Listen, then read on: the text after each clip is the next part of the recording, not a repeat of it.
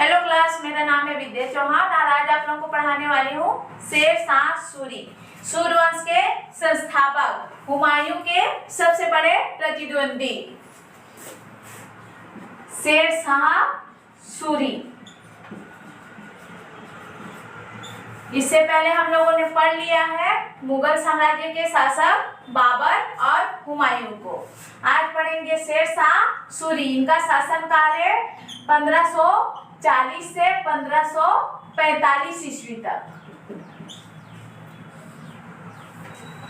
1540 में होता है कन्नौज या बिलग्राम का युद्ध। 1540 में होता है कन्नौज या बिलग्राम का युद्ध। इस युद्ध में हरा देते हैं हुमायूं को और अगले शासक बन जाते हैं और सूर्यवंश की स्थापना करते हैं शेर शाह सूरी। सूर्यवंश की स्थापना करते हैं शेर शाह सूरी। भारत में द्वितीय अफगान वंश की स्थापना करते हैं शेर शाह सूरी। द्वितीय अफगान वंश के संस्थापक हैं। द्वितीय अफगान वंश के संस्थापक हैं शेर शाह सूरी। प्रथम अफगान वंश के संस्थापक है बहलोल लोदी। बहलोल लोदी।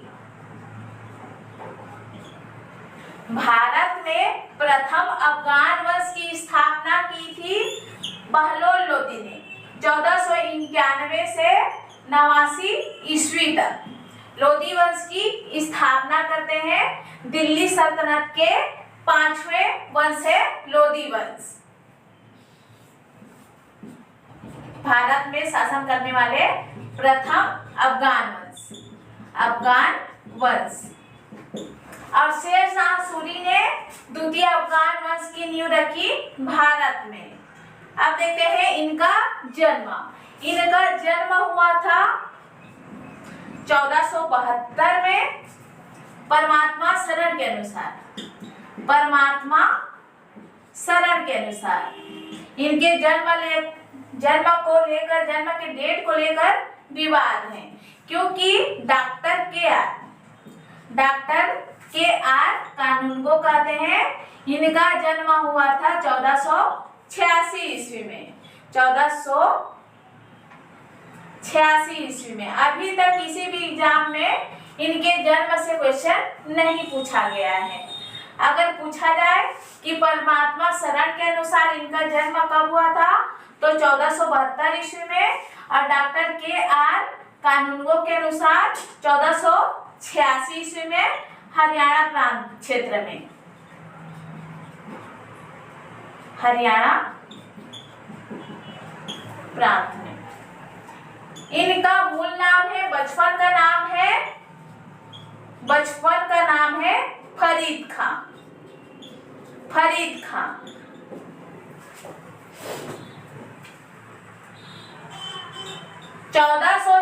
में अपने पिता से नाराज होकर ये चले जाते हैं जौनपुर और जौनपुर में ये शिक्षा प्राप्त करते हैं।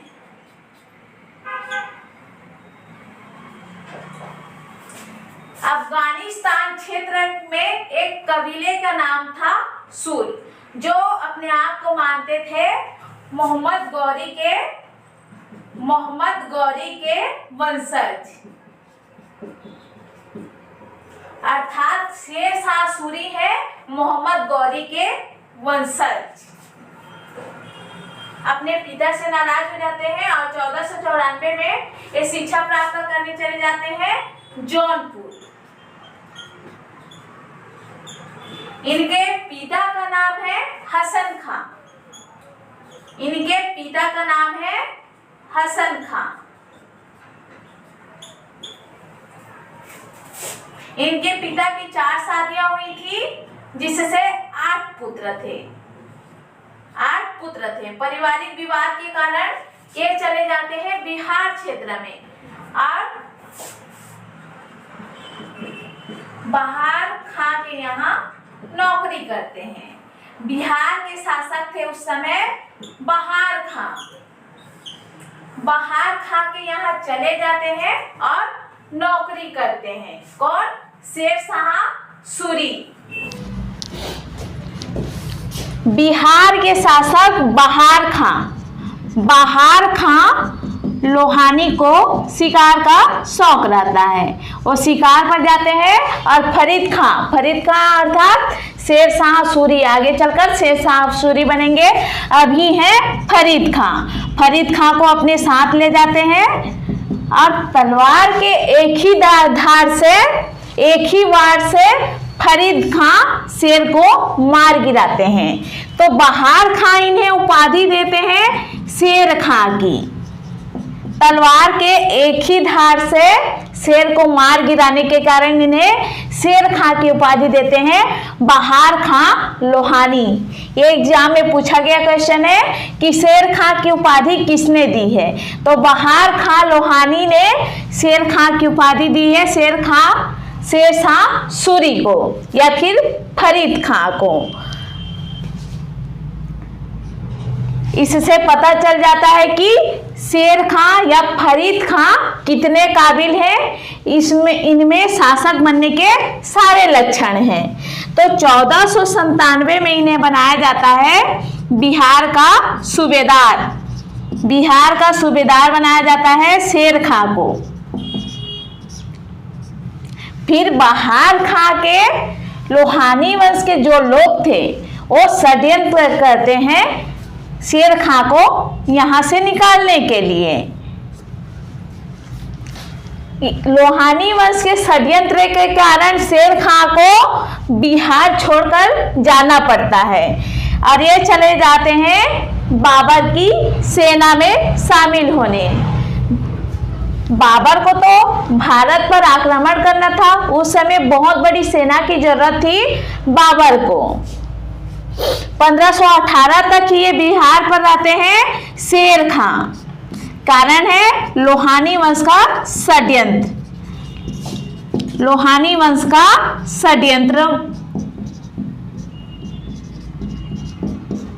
1518 तक रहते हैं बिहार में। उसके बाद लोहानी वंश के षड्यंत्र के कारण ये चले जाते हैं बाबर की सेना में शामिल होने। तो ये शामिल होते हैं बाबर की सेना में। मुगल साम्राज्य के शासक, मुगल वंश के संस्थापक हैं बाबर की सेना में शामिल होते हैं और बाबर की तरफ से ये लड़ते हैं चंदेरी का युद्ध। बाबर के प्रमुख युद्ध है पानीपत का युद्ध, उसके बाद है, और इसका ट्रिक बनाए थे, बाबर ने भारत में आया, पानी पिया, खाना खाया, चाय पी और घाघरा पहना या फिर घर चला गया। पानी से पानीपत का युद्ध, खानवा का युद्ध, चाय से चंदेरी का युद्ध, फिर घाघरा का युद्ध। तो ये चंदेरी का युद्ध होता है 29 जनवरी 1528 को हुआ था। ये हुआ था 1526 में, 27 में, 28 में, 29 में। तो चंदेरी के युद्ध में शामिल हुए थे शेर खां शामिल हुए थे, बाबर की तरफ से लड़े थे। तब इन्हें पता चल गया कि जो मुगल वंश के शासक हैं, जितने दिखाते हैं अपने आप को शक्तिशाली, इतने शक्तिशाली नहीं है। इस चंदेरी युद्ध के बाद ही इन्होंने कहा है, इनका वाक्य पूछा जाता है कि इसे किसने कहा है। ये बोलते हैं चंदेरी युद्ध के बाद, अगर ईश्वर ने मेरी सहायता की और भाग्य मेरा मित्र रहा तो मैं इन मुगलों को बाहर खदेड़ फेंकूंगा। 1528 में ही बाबर को पता चल जाता है कि इनमें राजत्व का लक्षण है। हुमायूं को सतर्क करते हैं, ये चालाक इंसान है, शेर खां, इनसे दूर रहना। इनमें राजत्व के सारे लक्षण दिखाई देते हैं। शेर खां का मुगल साम्राज्य से अनबन होने के कारण ये फिर चले जाते हैं बिहार के शासक बहार खां के पास, और बहार खां भी इनका स्वागत करते हैं और अपने पुत्र जलाल या फिर इस्लाम शाह का संरक्षक बना देते हैं शेर खां को। जलाल या इस्लाम शाह के संरक्षक बना देते हैं शेर खां को। ये है अल्पवयस्क। बहार खां के पुत्र जलाल खां है अल्पवयस्क।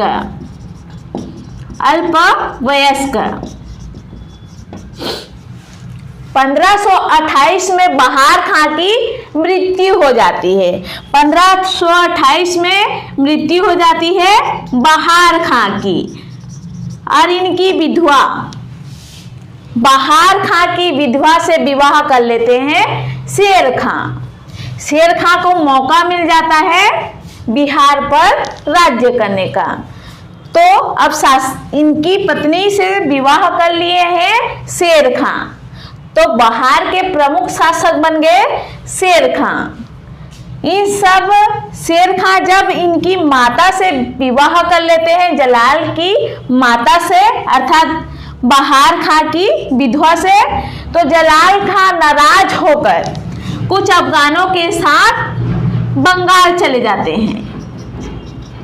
इस विवाह के कारण नाराज होकर जलाल खां या फिर इस्लाम शाह बंगाल चले जाते हैं कुछ अफगानों के साथ।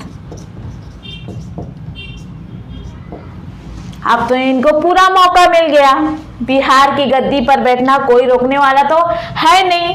इनका जो पुत्र है अल्पवयस्क है, बाहर चला गया है, तो ये स्वतंत्र रूप से शासन करते हैं शेर खां। 1529 में ये हराते हैं नुसरत शाह को और उपाधि धारण करते हैं हजरत ए आला। तो इनकी उपाधि है हजरत ए आला। फिर होता है 1530 में चुनारगढ़ के किलेदार, तब थे वहां के किलेदार ताज खां। ताज खां की मृत्यु हो जाती है, तो इनकी भी विधवा से शादी कर लेते हैं शेर खां। इनकी विधवा का नाम है लाड मल्लिका। इनसे विवाह कर लेते हैं शेर खां। अब बन गए चुनारगढ़ के किलेदार। इनकी मृत्यु हो जाती है 1530 ईस्वी में। इनकी विधवा से विवाह कर लेते हैं शेर खां और चुनारगढ़ के मालिक बन जाते हैं। अब होता है 1532 ईस्वी में चुनारगढ़ का प्रथम घेरा। धीरे धीरे शेर खां हुमायूं की तरफ बढ़ रहा है साम्राज्य विस्तार करने के लिए। इन्हें रोकने के लिए, हुमायूं रोकने के लिए करते हैं चुनारगढ़ का प्रथम घेरा। चुनारगढ़ का प्रथम घेरा जो हुआ था 1532 ईस्वी में। कुछ दिनों के, कुछ महीनों के घेरे के बाद इस किले को भेजने में असफल होते हैं हुमायूं। फिर हुमायूं संधि कर लेते हैं शेर खां से। शेर खां से यहाँ संधि कर लेते हैं जब वो चुनारगढ़ का पहला घेरा करते हैं। संधि कर लेते हैं और कुछ धन वन लेकर यहाँ से चले जाते हैं। फिर होता है इनके बीच चुनारगढ़ का द्वितीय घेरा। चुनारगढ़ का द्वितीय घेरा 1532 में ही मालवा व गुजरात के तरफ आक्रमण कर रहे होते हैं, जिसके कारण हुमायूं इस चुनारगढ़ को छोड़कर उधर के युद्ध को संभालने के लिए चले जाते हैं। लेकिन फिर वापस आते हैं 1537 में चुनारगढ़ का द्वितीय घेरा करते हैं। चुनारगढ़ का द्वितीय घेरा करते हैं। अब तो किसी भी तरीके से इस किले को अपने कब्जे में करना ही है, यहाँ राज करना रहता है, ये सिद्धांत रहता है हुमायूं का। यहाँ पर कब्जा करने में सफल हो जाते हैं हुमायूं और शेर खां भाग निकलते हैं शेर खां। बस मौके की तलाश कर रहे हैं, कब मौका मिले तो इस हुमायूं को हराऊं। इन्हें मौका मिल जाता है 1539 ईस्वी में। चौसा के बाद हुमायूं पर आक्रमण करते हैं। हुमायूं को पता ही नहीं रहता है कि युद्ध कितना भयंकर होने वाला है। 1539 में होता है चौसा का युद्ध। चौसा का युद्ध, हुमायूं वर्सेस शेर खां। हुमायूं वर्सेस शेर खां, जिसमें जीत होती है शेर खां की। हुमायूं को उस क्षेत्र के बारे में कुछ पता ही नहीं रहता है कि वह क्षेत्र कैसा है, क्योंकि वह मानसून का समय था और सारी नदियां उफान पर थीं। सारी नदियां उफान पर थी। इनके हुमायूं की जो सेना थी, सारे गंगा व कर्मनाशा नदी में डूबते चले जाते हैं। जिस बात का फायदा उठाते हैं शेर खां और आगे बढ़ते ही चले जाते हैं। शेर खां हुमायूं पर आक्रमण कर देते हैं और हुमायूं भी अपने घोड़े के साथ उस नदी में गिर जाते हैं और इनकी जान बचाते हैं निजाम नाम के एक भिश्ती। हुमायूं की जान बचाते हैं निजाम नाम के एक भिश्ती, नाव चलाने वाला, जिन्हें पता नहीं रहता है कि ये है हुमायूं है, राजा है करके पता नहीं रहता है। ये जान बचाते हैं हुमायूं की, जिससे खुश होकर, प्रसन्न होकर हुमायूं उन्हें एक दिन का बादशाह बना देते हैं। एक दिन का बादशाह बनाते हैं तो जो निजाम है, निजाम नाम के भिश्ती, वो निकालते हैं चमड़े का सिक्का। चमड़े का सिक्का जिसका नाम है दमड़ी।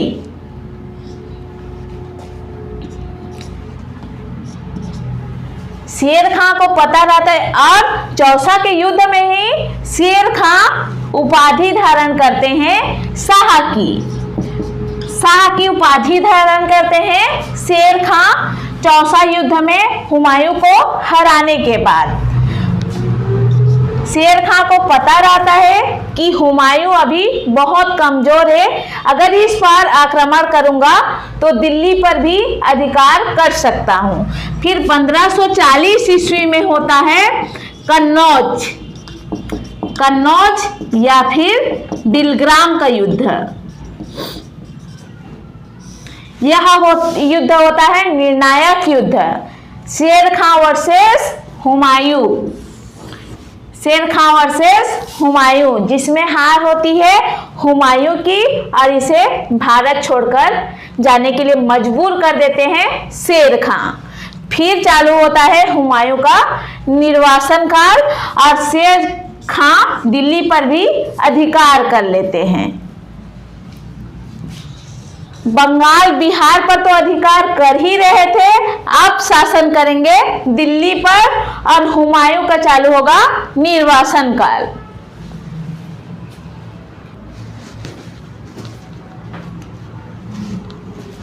अब देखते हैं 1541 ईस्वी में बंगाल के विद्रोह का दमन करते हैं कौन? शेर शाह सूरी। हुमायूं को दिल्ली से बाहर अर्थात पूरे भारत से बाहर निकाल फेंकते हैं शेर शाह सूरी और 1541 में बंगाल के विद्रोह का दमन करते हैं। कौन विद्रोह करता है? खिज्र खां। खिज्र खां विद्रोह करता है बंगाल में और इस विद्रोह को दबाकर, इस विद्रोह को दबा देते हैं शेर शाह सूरी और बंगाल को 19 भागों में बांट देते हैं। इस भागों को कहते हैं सरकारें या फिर 19 भागों या 19 सरकारों में बांट देते हैं शेर शाह सूरी, ताकि छोटा छोटा क्षेत्र रहेगा और वहाँ के प्रमुख जैसे ये भाग हैं अर्थात आजकल के जिले, छोटे छोटे भाग रहेंगे। अगर यहाँ विद्रोह होता है तो इन विद्रोहों को दबाने में आसानी होगी।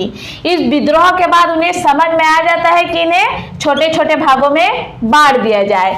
19 भागों में बांट देते हैं बंगाल को, 19 भागों में, 19 सरकारों में, 19 जिलों में। और इनके प्रमुख हर एक जिले में या हर एक भाग में एक एक प्रमुख की नियुक्ति कर देते हैं, जिसे कहा जाता है सिकदार ए सिकदारान। सिकदारान हर एक जिले के जो 19 जिले हैं 19 सरकारों के प्रमुख को कहा जाता है सिकदार ए सिकदारान। अब देखते हैं 1542 में होता है मालवा पर अभियान। शेरशाह सूरी करते हैं मालवा पर अभियान और यहाँ के शासक से संधि कर लेते हैं। यहाँ के शासक से संधि कर लेते हैं शेरशाह सूरी। यहाँ के शासक थे मल्लू खां। संधि कर लेते हैं मल्लू खां और शेरशाह सूरी। अब मालवा पर भी कब्जा हो गया शेरशाह सूरी का। अब 1543 में होता है 1543 में होता है रायसीन पर अभियान। यहाँ के शासक थे पूरनमल, जो थे एक प्रतापी शासक। ये थे प्रतापी शासक, योग्य शासक। इनके किले को भेदने चले रहते हैं शेरशाह सूरी, पर भेद नहीं पा रहे होते हैं, कब्जा नहीं कर पा रहे होते हैं। अरे जो पूरनमल रहते हैं आत्मसमर्पण करने के लिए तैयार नहीं रहते हैं। मैं कुछ भी हो जाए आत्मसमर्पण नहीं करूंगा, पूरनमल का यही कहना रहता है। शेरशाह सूरी भी जीत पर अड़ जाते हैं किसी भी तरीके से, मुझे तो कब्जा करना ही है। फिर पूरनमल आत्मसमर्पण कर देते हैं, आत्मसमर्पण कर देते हैं, पर धोखे से शेरशाह सूरी इनकी हत्या कर देते हैं। पूरनमल की इनकी हत्या कर देते हैं शेरशाह सूरी। इस घटना को ही शेरशाह सूरी की जिंदगी का धब्बा कहते हैं। इस घटना को क्या कहते हैं? शेरशाह सूरी के जिंदगी का धब्बा या जीवन का धब्बा कहते हैं, जब उन्होंने पूरनमल की हत्या की थी। अब रायसीन पर भी इनका कब्जा हो गया। अब चलते हैं मारवाड़। मारवाड़ पर अभियान करते हैं शेरशाह सूरी 1543 ईस्वी में ही, 1543 ईस्वी में, और यहाँ के शासक को हरा देते हैं। शासक तो उतने इम्पोर्टेंट नहीं है, पर यहाँ के सूबेदार बहुत ही इम्पोर्टेंट है। यहाँ पर थे दो सूबेदार, जैता और कुम्फा।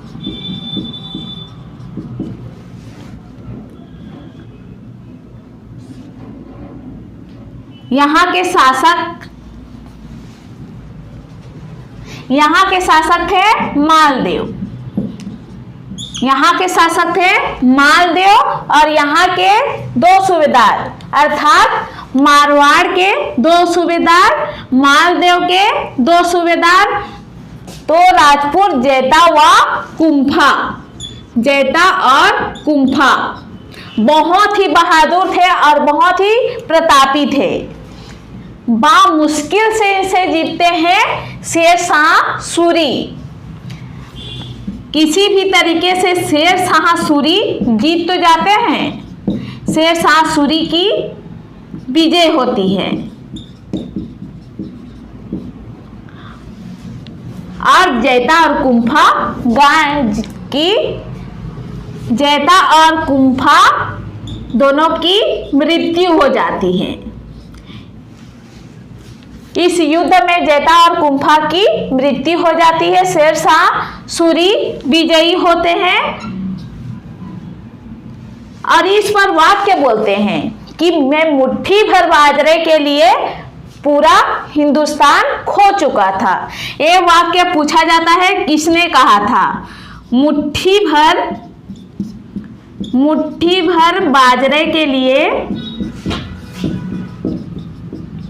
पूरा हिंदुस्तान खो चुका था। ये वाक्य है शेरशाह सूरी का।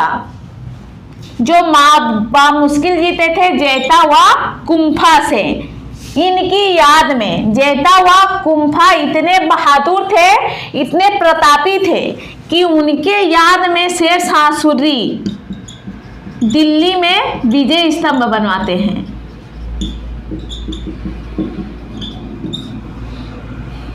जेता हुआ कुंफा के याद में शेरशाह सूरी कौन बनवा रहे हैं? शेरशाह सूरी दिल्ली में विजय स्तंभ का निर्माण करवाते हैं। उसके बाद होता है 1545 ईस्वी में कालिंजर पर अभियान।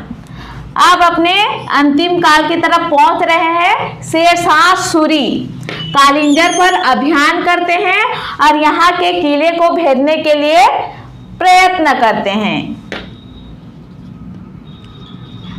इस किले को भेदने के लिए आग्नेयास्त्र अपने साथ ले जाए रहते हैं। किसी भी तरीके से मुझे कालिंजर के किले पर अधिकार करना ही करना है, इनका लक्ष्य रहता है शेरशाह सूरी का। जब भेद नहीं पा रहे होते हैं किले को, तो ये अपने सैनिकों को बोलते हैं, अपने तोप संचालक को बोलते हैं कि तोपों का प्रयोग किया जाए, जल्दी से जल्दी कालिंजर पर कब्जा करना है। तो उनके जो संचालक थे, तोप संचालक, तोप का प्रयोग करते हैं और जो आग्नेयास्त्र है उसका नाम है उक्का। उक्का नामक आग्नेयास्त्र का प्रयोग करते हैं। आग्नेयास्त्र का प्रयोग करते हैं और यह किले से टकराकर आ गिरता है शेरशाह सूरी के ऊपर, जिससे गंभीर रूप से घायल हो जाते हैं शेरशाह सूरी। फिर भी अपने सैनिकों को बोलते हैं मुझे कालिंजर पर विजय चाहिए। अपने सैनिकों को मोटिवेट करते रहते हैं और ये जीत भी जाते हैं। इन पर कब्जा हो जाता है शेरशाह सूरी का, जीत जाते हैं शेरशाह सूरी। इस जीत की खबर को सुनने के बाद ही कि कालिंजर पर हमने कब्जा कर लिया है, हमारा अधिकार हो जाता है, फिर इनकी मृत्यु हो जाती है। 1545 ईस्वी में शेरशाह सूरी की मृत्यु हो जाती है। 1545 ईस्वी शेरशाह की मृत्यु। और इनका मकबरा है सासाराम। सासाराम बिहार, झीलों के बीचों बीच, कृत्रिम झीलों के बीचों बीच किसने बनवाया है? शेरशाह सूरी ने ही पहले से बनवाया है। अपने मकबरे का निर्माण करवाया था शेरशाह सूरी ने, अपने मृत्यु से पहले ही बनवा चुके थे। कहाँ? सासाराम में, जो है बिहार में, कृत्रिम झीलों के बीचों बीच। इसे ताजमहल का द्वितीय प्रतिरूप कहा जाता है। और इसके वास्तुकार हैं, इस मकबरे के वास्तुकार। किसी एग्जाम में वास्तुकार से भी क्वेश्चन आ जाता है, तो देख लेते हैं। इसके वास्तुकार हैं मीर मोहम्मद अलीवाल। मीर मोहम्मद अलीवाल, ये है इनके वास्तुकार। इनका हर एक अभियान और हुमायूं के साथ लड़ा हुआ युद्ध सारा ही इंपॉर्टेंट है।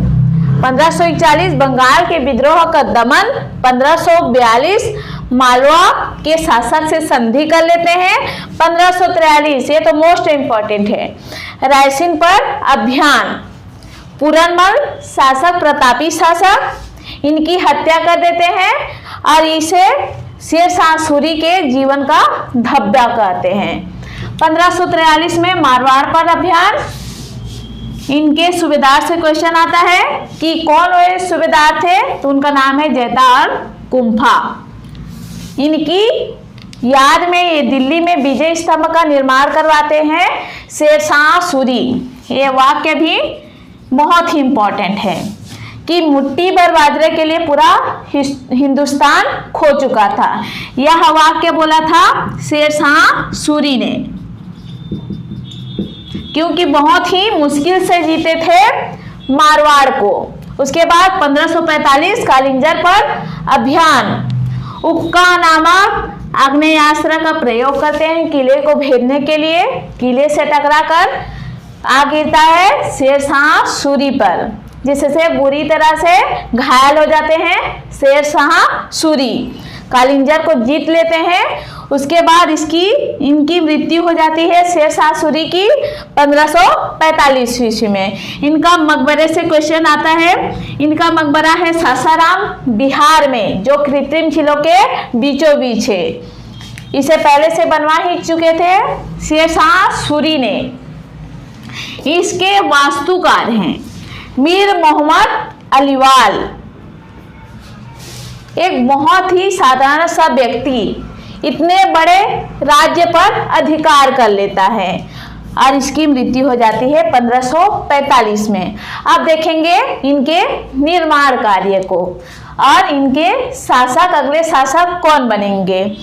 अब अगले शासक बनेंगे जलाल खां या फिर इस्लाम शाह, बहार खां के पुत्र, शेरशाह सूरी के सौतेले पुत्र।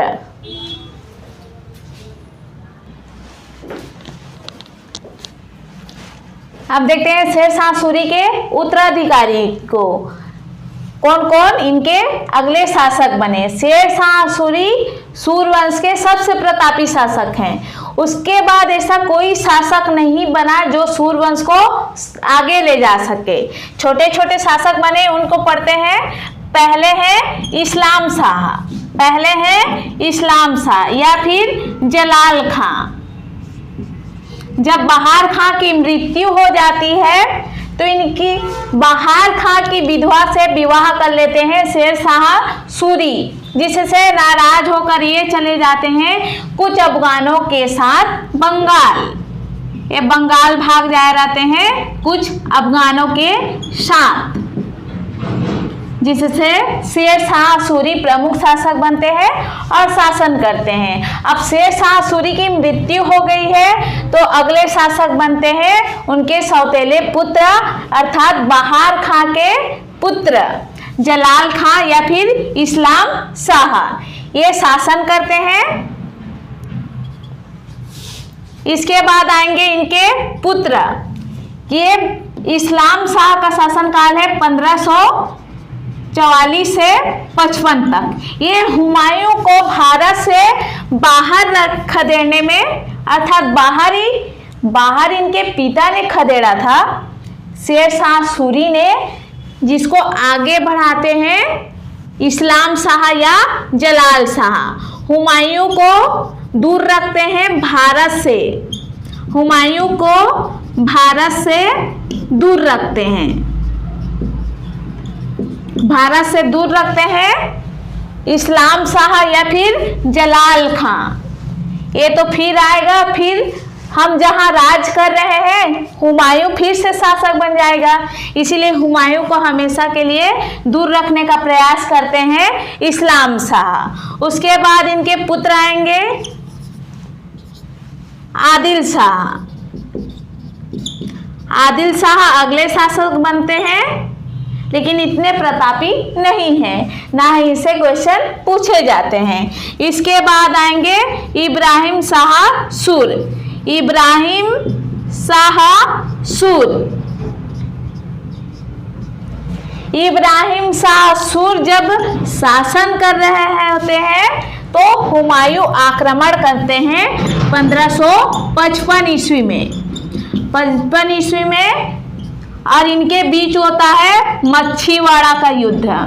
मच्छीवाड़ा का युद्ध, हुमायूं वर्सेस इब्राहिम सूर, इब्राहिम सूर वर्सेस हुमायूं। हुमायूं तो निर्वासन काल पर निकला था, बेचारा दर दर भटक रहा था पंजाब, राजस्थान, सिंध क्षेत्र में।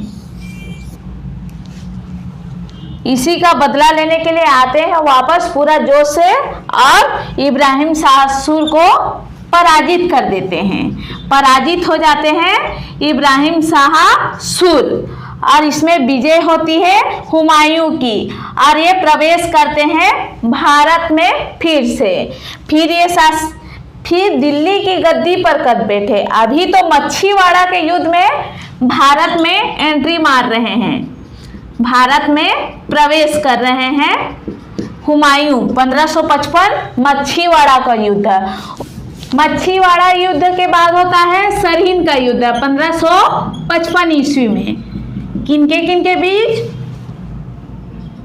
सिकंदर शाह सूर, सिकंदर शाह सूर वर्सेस हुमायूं।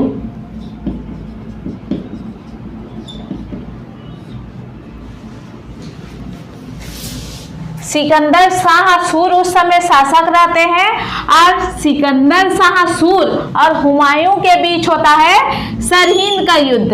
सरहिंद का युद्ध कब हुआ था? 1555 ईस्वी में। डेट पूछा जाता है कि कब हुआ था सरहिंद का युद्ध, मच्छीवाड़ा का युद्ध, कन्नौज का युद्ध, बिलग्राम का युद्ध, ये सब पूछा जाता है। सरहिंद का युद्ध 1555 ईस्वी, सिकंदर शाह सूर वर्सेस हुमायूं, जिसमें पराजित कर देते हैं सिकंदर शाह सूर को। कौन? हुमायूं पराजित हो जाते हैं सिकंदर शाह सूर और दिल्ली की गद्दी पर बैठते हैं हुमायूं। फिर से इनका द्वितीय शासनकाल चालू होता है हुमायूं का। दिल्ली पर फिर से बैठ जाते हैं हुमायूं और इनका द्वितीय शासनकाल चालू होता है 1555 से 1556 ईस्वी। ये है इनका द्वितीय शासनकाल। 1530 से 1540, 1530 से 1540 ईस्वी तक था इनका प्रथम शासनकाल। फिर इन्हें निर्वासन काल में भेज देते हैं शेर शाह सूरी। फिर आते हैं अपना बदला लेने। तब तक तो निकल चुके हैं शेर शाह सूरी, लेकिन सूरवंश तो अभी भी बचा है। इस पर तो इन्हें राज करना है, अपना साम्राज्य फिर से प्राप्त करना था, इसीलिए वे आक्रमण करते हैं, अपना राज्य फिर से प्राप्त कर लेते हैं। लेकिन इनकी मृत्यु हो जाती है 1556 में ही, अर्थात मात्र एक ही साल तक, कुछ महीनों तक बोल सकते हैं, कुछ महीनों तक फिर से शासन करते हैं। फिर 1556 ईस्वी में इनकी मृत्यु हो जाती है। 1556 ईस्वी में इनकी मृत्यु हो जाती है किनकी? हुमायूं की। दीन पनाह, ये है पुस्तकालय का नाम। पुस्तकालय का नाम है। इनकी दीन पनाह की सीढ़ियों से गिरकर ही हुमायूं की मृत्यु हो जाती है। हुमायूं की मृत्यु हो जाती है दीन पनाह की सीढ़ियों से गिरकर। दीन पनाह है पुस्तकालय। अब इसके बाद शासन करेंगे इनके पुत्र। हुमायूं के पुत्र हैं अकबर और हुमायूं के पिता थे बाबर। अब पढ़ेंगे सिकंदर शेर शाह सूर के प्रशासन व्यवस्था को और उनके सिक्कों को, उनके निर्माण कार्य को। तो नेक्स्ट वीडियो में ये सब पढ़ेंगे। अभी के लिए बस इतना ही। अगर वीडियो पसंद आए तो वीडियो को जरूर लाइक करें, ज़्यादा से ज़्यादा शेयर करें, हमारे चैनल को सब्सक्राइब करें। धन्यवाद।